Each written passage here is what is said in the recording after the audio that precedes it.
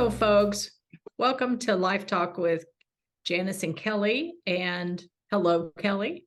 Hello, Janice. And today you're going to continue to share some of the things that you particularly share with clients. Correct. And so what is that topic this time? I was telling you before we started that this might be a hard swallow for some. So I kind of want to preface it by saying, for years I've been self-studying quantum physics. So I do read a lot of things and listen to a lot of videos about quantum physics and understanding our universe and those kind of things. So when I say, plus I also have, like, as you do too, that neuro biology background where, I've really put a lot of study time into understanding what the brain is doing. So what I tell clients at a certain point is that our brains do not know the difference between an actual event we've experienced or one that we vividly create in our imagery. Okay. See, I told you it's a hard swallow. Well, not for me because we are both Yes. but yeah, I have got a question about that as Okay. we move along. And so there's plenty of research to support this. You and I are both EMDR trained, and we use this in EMDR. It's called a future template. The safe, calm space. So people are vividly creating a place where they feel safe. And when we do that with clients, we also have them add in all their senses, whatever they're seeing, hearing, tasting, touching, smelling in this space. So their brain makes this memory, this synaptic connection for this place. So anytime they're feeling unsafe, they can vividly bring up this vivid imagery that helps calm their system down. And athletes use this performance enhancement. We're familiar with that term. And this is what they do. They vividly create the imagery of them seeing themselves in their sport, being able to do the sport the way they want. And I remember there was a research study where they had people who went to the gym and worked out for a period of time. And they had another group of people sit on their couch and imagine working out. And the group that imagined working out, they imagined the length of time. So I don't remember if it's 30 minutes, that they just created the imagery and the sounds of what it would be like to work out. And the people who created the visual imagery of that increased their muscle strength almost as much as those who are actually doing the physical workout. So there's plenty of research to prove this. And so how I use this with clients, and again, we've done healing work. This isn't a Band-Aid we put on top of their past experiences, because then you're creating more problems. You got to heal first, and then you get to create this visual imagery of what you want your life to look like. And then what happens in your subconscious mind is, because your subconscious mind takes every word and every thought as a request to make those words and thoughts happen in your life. So it's taking these vivid imageries that you've created to make those move you, technically move you to those experiences. And so it's using the power of our brain to create the life we want. Okay. And that can be done in several different ways. So there's several avenues for that. So how do you suggest clients begin to implement this? The way I do this in therapy sessions is once we've done our healing work and they've cleared the triggers out of their state level drawer, and so they're not being reactive anymore, they're able to be responsive, is then I have them just imagine, like we talked about, we're both EMDR trained. I have them do it with the EMDR of vividly creating the direction they want their life to go. And some are very specific on relationships, finances, work, their professional life. And we can take each one of those individually. They can group them all together. And then we do the EMDR tapping, and I have them add in, what are you seeing? What are you hearing? What are you tasting? What are you touching? What are you smelling?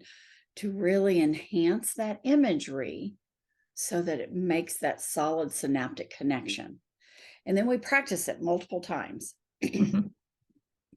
Because typically it'll take, we can do it like 3 different times. I have them go all the way through it, and then we start over again and go all the way through it so that it really makes that hardcore in their brain.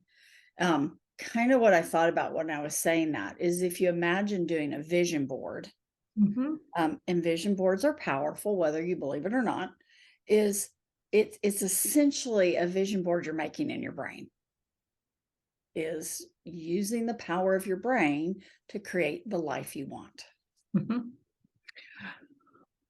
Which brings to mind when you said the brain listens to your words. So I tell my clients that the brain works like a lighthouse. Okay. That whatever you tell it, it will seek to find in your daily life. So if I'm grateful, my brain's going to seek out things to be grateful for. Correct. I don't know why I keep doing this, but the light on the lighthouse. Yeah. So, okay. Have you ever used this in EMDR to rework the memory? Oh, all the time. All the time. All the time. Well, and for a number of reasons, because remember, a lot of times sometimes we work on present situations that have happened within the last year or so. A majority of the time, it's way back in childhood. And remember, this is what we see. Our memory has stored everything in our perception. Our perception doesn't mean that's actually what happened. It just means our perception. And again, our perception is through all of our experiences. And, in the book my friend and I wrote, it's like your lenses have all the smudges and fingerprints and trash on that you're seeing through. Those are all your life experiences. And so you're perceiving events based on all of those experiences. Well, it doesn't mean your perception is accurate. And the other thing is that our brain only remembers about 50% of our experiences. The other 50% we make up, which doesn't matter because everyone's brain does it. So I don't want people to get stuck on that. Oh, only 50% of our experiences are real. It doesn't matter because everyone does this. And so when a client comes in, we're working with what they remember. It doesn't matter how factual it is. That's not the point of therapy. No. It's not. We're working on their perception. So we go back. And so imagine a 5-year-old is abused. Well, a 5-year-old can't tell an adult to stop abusing them. But when we do EMDR, that 5-year-old can. They can recreate a new ending. And you and I both know it doesn't change the actual event. It changes how the brain perceives that event. So a 5-year-old can tell that person who's hurting them to stop and how that felt to be hurt like that. What I also do is have the present day self come in. So those parts talk to each other. Because a lot of times the adult self is holding that child self guilty and responsible for being abused. Yeah, the critical voice definitely does. It's your Yes. fault you were abused. Yeah. Right. And If so go you had back done blah, blah, blah. and heal that and repair that. So that, because what our brain does, do you remember the movie um I don't think I know how a movie goes. Bruce Almighty Oh, yeah. with Jim Carrey and Morgan Freeman? Well, they're in, I think, a warehouse, and there's all these file cabinets, and this file drawer pulls out. Well, our brain stores things like that, stores them in files. That's what I think of. Yes. And so if your present day self, so if everyone watching, just do this. Just imagine going back to a 12-year-old memory. So you pull that folder out and you open that up and you have all the files of all your experiences as 12-year-old. And so you look at one of them.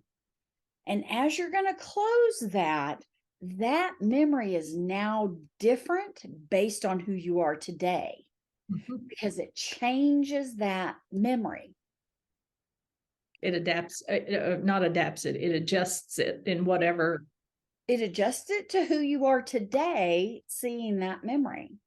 So it's the same thing we're doing with EMDR, is we're vividly creating an alternate ending. And our brain will always go back to the last thing in our memory. So when, after you've done that healing work, what your brain does is goes back to the healing memory, not the actual experience. Right, right. And so that helps. So we use our brain, what it does automatically, to create the life we want. Okay, that felt like a jump for a second, but yes, it does. Well, We because you've create, done the yes, healing work because and you've done now the create the work, life you and want. now you've made the alternate Mhm. memory. You've in not change, you've modified ending. That's what you're saying. Just like a vision board. Why Right. do people use vision boards? Why do we use positive affirmations? Why do we do any of that? It's to move us in the direction we want to go.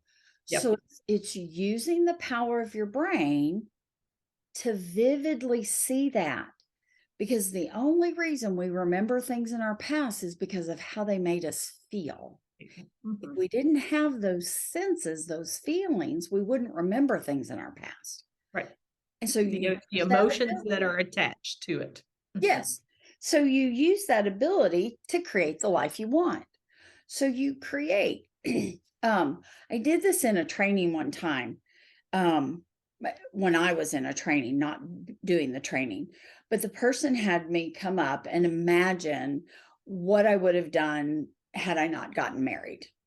And my goal was to do international business and marketing. And so I saw myself traveling. And so she had me create an imagery of me seeing myself. And as I'm doing this with my eyes closed, because I'm like you, I need the stimulus in what I can see to not be there. But I saw the imagery of me being at a cafe and being in a certain place. And so I created all the senses and the feeling. What did my body feel like as I'm sitting in this piazza? And absorbing the environment and the culture and watching the people and seeing that your body thinks you've done that. It doesn't know that you weren't actually there. And so you do that again every year, only in real life. I do. I I absolutely do. Because the first time I went to Italy, I thought I would never get to go back. But I kept dreaming of Italy, and I kept, it just kept playing over and over and over again. And now I get to go every year because I created the life I want. Right. So that goes back to, we get to choose and decide. Yeah. So I can get up every day. It does not have to be tangible in order for us to see it, feel it, and make choices to go in that direction. Right.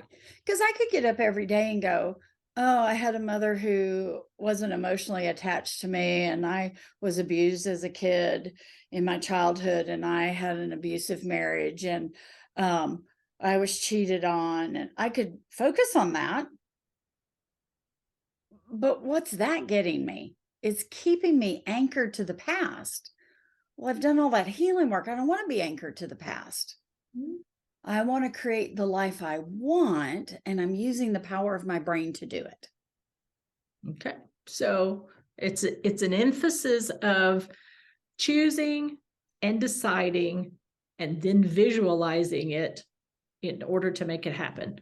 Mhm. Or I guess you could create a vision board if you need that tool to help you visualize it, because this picture of whatever represents whatever. Well, and I do that too. And kind of one of the things that we've talked about this is made a mind movie. And you can Google mind movie. But I created those imageries, those images of what I want, and I put them on PowerPoint, and I printed the PowerPoint. So they're on my refrigerator, they're on my bathroom mirror. I play the mind movie as I'm creating this life, Mhm. because I understand the power of our brain and what that looks like. Yeah, and quantum physics. And yes, A little bit of quantum physics thrown in there. yes. And so when we talk a little bit more, a little more quantum physics will come out. Okay. So, you have anything else to add to that before we end our video for today? I think for sharing with clients is, why not vividly create the life you want? And how many times are we creating the life we really don't want? And so create the life you want. Create the life. Get out of the ditch and create the life you want. Make new neural pathways. Mhm. Choose and decide. Decide, yes. Yep. Collaborate with yourself to create the life you want. That's right. It That's is right. possible. It is possible. Yes. All right. Thanks, Kelly. Thanks. That was Like and great. subscribe, and we will Yes. come back and share a little bit more. Okay. It's good to see you. Bye. Bye.